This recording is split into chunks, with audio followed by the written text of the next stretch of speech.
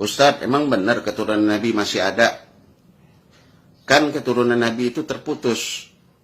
Karena setiap anak itu bernisbatkan kepada ayahnya, bukan kepada ibunya. Sedangkan anak-anak Nabi Muhammad itu yang laki-laki telah meninggal dunia, tinggal yang perempuan. Seperti Sayyidatul Fatimah, Sayyidati Ummi Kulsum, Sayyidati Ruqayyah. Lalu bagaimana bisa dikatakan keturunan Nabi? Ya tidak terputus. Bukan hanya sekarang kalimat itu datang.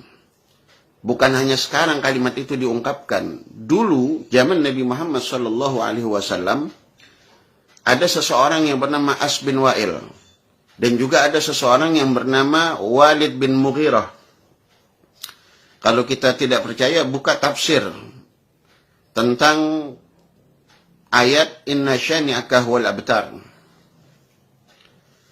Jadi zaman dahulu itu, ketika Nabi Muhammad mempunyai anak 3, Abdullah, Qasim, dan Ibrahim, semuanya meninggal dunia, maka Nabi Muhammad dibuli habis-habisan.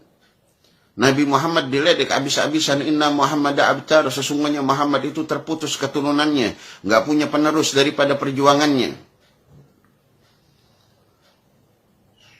Nabi diam. Nabi tidak menjawab. Sebab setiap jawaban Nabi tergantung wahyu yang Allah berikan. Ternyata apa? Allah menurunkan satu ayat, Inna syani'aka huwal abtar. Ya Muhammad, sabar. Sesungguhnya orang-orang yang membenci engkau, merekalah orang-orang yang terputus. Jadi di dalam ayat tersebut ada kalimat syani'aka. Kalimat syani'aka ini dari kata syana'an. Makna syana'an ini kebencian. Kebencian yang ditaruh bukan pada tempatnya, yang berasal dari iri, dengki. Di zaman dahulu itu udah ada. Makanya abtar ini kebencian yang tidak mendasar, kebencian yang tidak ditempatkan pada tempatnya, kebencian yang lahir dari sifat iri dan dengki terhadap seseorang. Nah, mereka iri kepada Nabi, mereka dengki kepada Nabi, sehingga mengatakan keturunan Nabi terputus.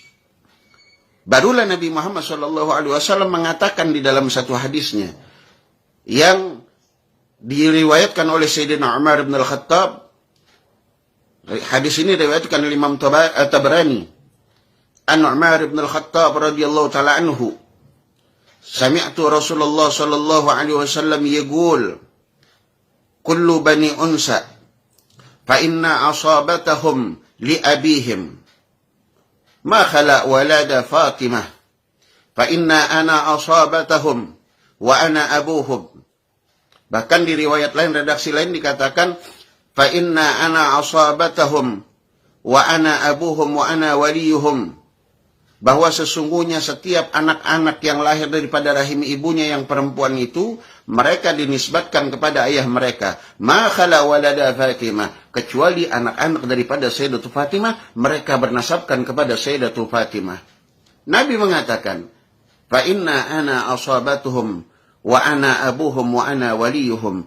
Aku yang menjadi asabah mereka, aku yang menjadi ayah mereka, aku yang menjadi wali-wali mereka. Ini saya dengar dari kecil, dari guru saya, Sayyidul Walid Al-Habib Al-Barkah Bahrul Fahamah, Sayyidul Walid Al-Habib Abdurrahman bin Ahmad bin Abdul Qadir As-Saggab. Jadi gak bisa saya diracuni dan kami-kami diracuni dengan kebencian kepada habaib. Jadi zaman Nabi udah ada tuh namanya As bin Wa'il. Udah ada namanya Walid bin Mughirah. Nah, mereka diputuskan nasabnya. Maksudnya apa? Nggak punya anak. Mereka punya anak. Mereka punya anak. Walid bin Mughirah punya anak 11. Semuanya tidak meneruskan perjuangannya daripada Walid bin Mughirah untuk membenci Nabi Muhammad. Bahkan anaknya mencintai Nabi Muhammad yang bernama Sayyidina Khalid bin Walid. As bin Wa'il bencinya kepada Nabi Muhammad. Namun kebencian itu tidak diteruskan kepada anaknya, sehingga anaknya menjadi orang yang mencintai Nabi yang bernama Sayyidina Amr bin As. Dan kebencian ini terus berjalan. Setiap zaman, setiap waktu ada orang yang membenci keluarga Nabi Muhammad. Bahkan ketika terjadi Karbala, semua keluarga Sayyidina Husain dibantai, dibunuh, digembar-gemborkan pada saat itu. Sesungguhnya Husain sudah tidak punya keturunan. Rasulullah tidak punya dzurriyyah. Ternyata Allah selamatkan satu anak daripada Sayyidina Husain yang bernama Sayyidina Ali Zainal Abidin. Dikala itu Allah berikan sakit pada beliau sehingga beliau tidak ikut berperang. Allah selamatkan beliau sehingga mempunyai keturunan yang bernama Sayyidina Muhammad al-Baqir.